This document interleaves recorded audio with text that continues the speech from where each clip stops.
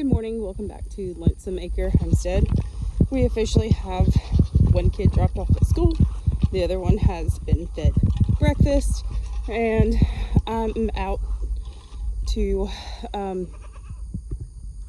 turn around some soil, add some of our compost to it, get ready for the fall garden. But I also have something fun. Arms for my chickens. Thanks to my friend Cher. I got a surprise package of these in the mail, and so I get to go buy these on my chickens, 2 of my chickens today. So this is going to be fun and hilarious. First thing I'm going to do is grab a chicken.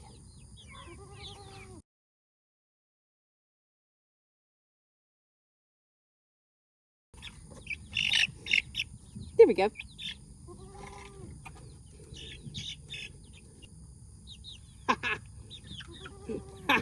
We have one. Oh no, it already took it off.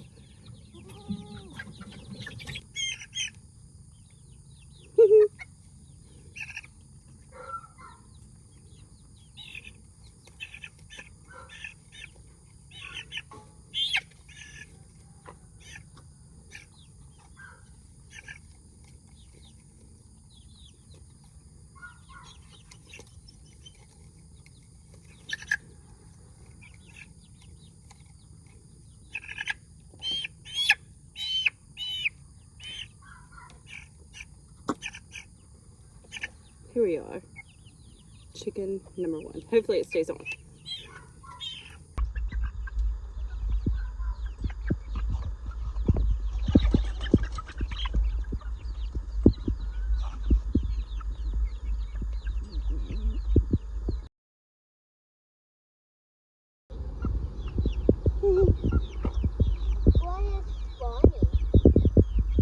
Aww. Oh, they're falling. No! They're like, this is not supposed to be here. We have filled this raised bed with all of our compost from the garden. We previously had carrots in this, and I'm just replenishing this for the fall. We have a few more of these green beans from our original planting of these. These are new ones, and I actually have a few more sprouts coming up because we're in zone 8B. So we can plant these until we'll harvest from them until our first frost. So I'm just kind of working on pulled out some of our old tomatoes, working on getting some of these peppers. They're still doing just fine, as well as our okra. I did go ahead and pull some of our corn that we had and let that go. We've already got plenty off of it. Some of these green beans just aren't ready yet. I like mine a little bit bigger than this. Get some chunky green beans. We've been having a lot of rain lately, trying to make sure that I'm getting out here as much as possible. Just want to be able to harvest as much as I can before this season ends. It's exciting though to be able to get out here in the morning and it's not super hot.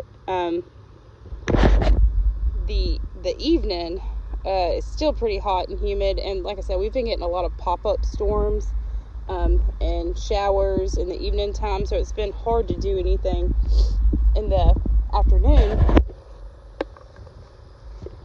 This is about how I like to harvest my green beans. That's a good size for us. Handy dandy bowl. Some of these though, they start getting a little bit fatter at the end, and I kind of wait to see if the top portion is going to plump up. See how this one really plumped up, especially in comparison to this one right here. So let me go ahead and pick that one.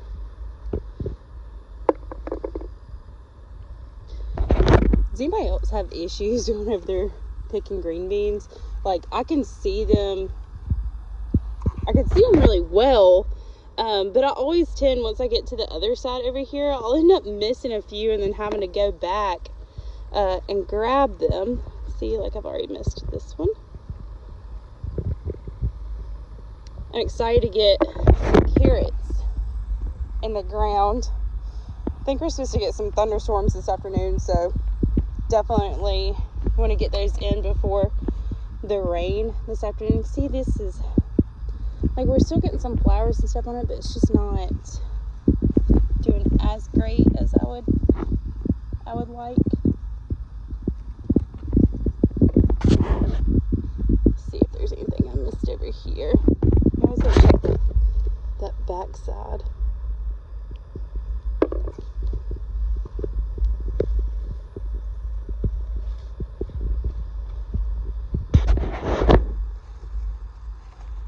But this fall will be nice.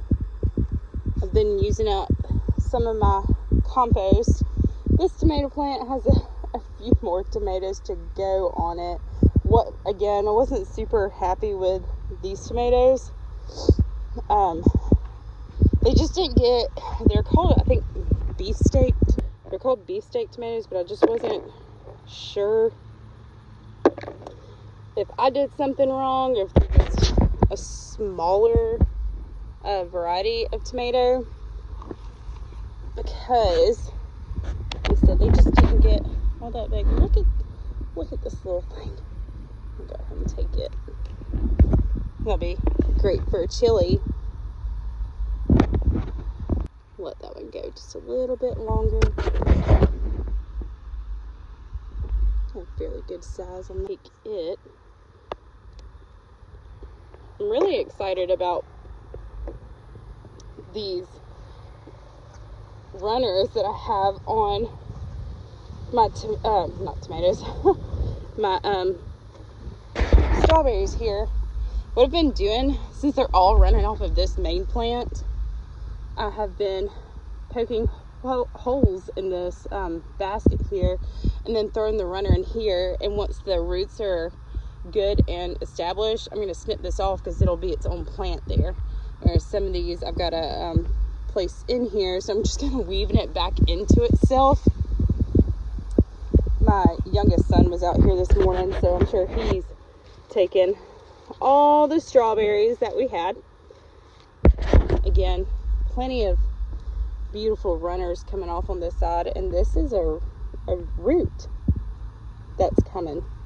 So that's what you do with your runners. You can actually, if you don't have it set up like this, if you have it in like a small pot like this, and you end up getting some runners, you can actually take another small pot next to it and plant that runner right in there. And once the roots are established, just go ahead and snip it off.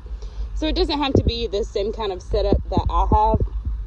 I think it just makes it easier, because I'm hoping that this whole thing will just be taken over by strawberries eventually. What are you doing? What are you doing? You protecting me? Dokie's a good boy. We'd had him for about 6 years. Go ahead and get some of this yummy okra to go into our bowl today. I have noticed that our okra has been slowing down some. This one's probably got another day. I always say that, and then the next day it is just huge. This one, I gave an extra day in it. It's good size.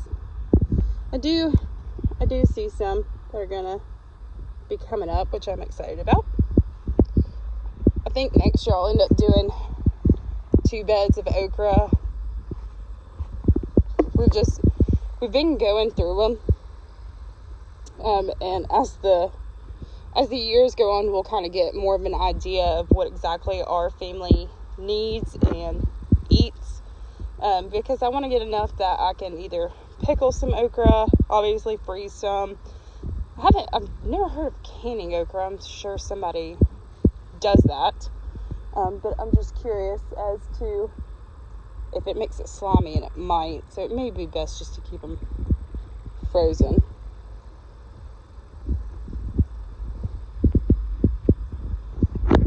we did harvest 2 of our watermelons, and now I have this little baby coming up, and that little baby watermelon coming up as well.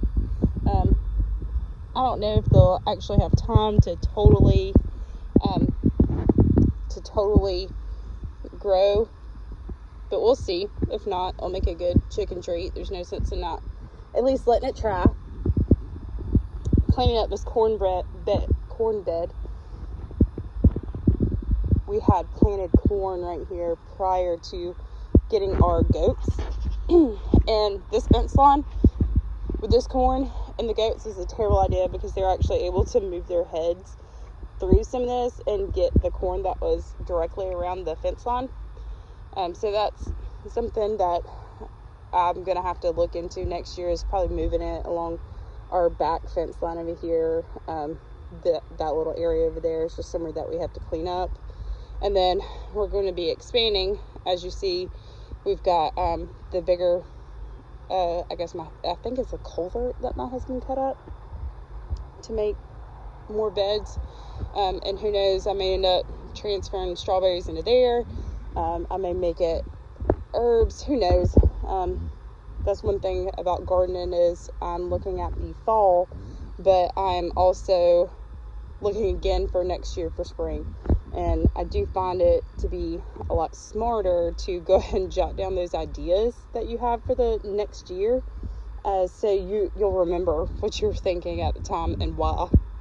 So for the rest of the day, I'm gonna go inside, and I'm gonna go ahead and put the little harvest that I have up, and then I am going to prepare to get out here and probably cut some grass and plant some carrots for this fall. I do need to sit down and kind of look at the things that I've got to start indoors, especially my brassicas. Try not to give up on that, but they're rough, especially with the bugs in this area. Go ahead and get those planted, get the carrots done, and some yard work. Y'all have a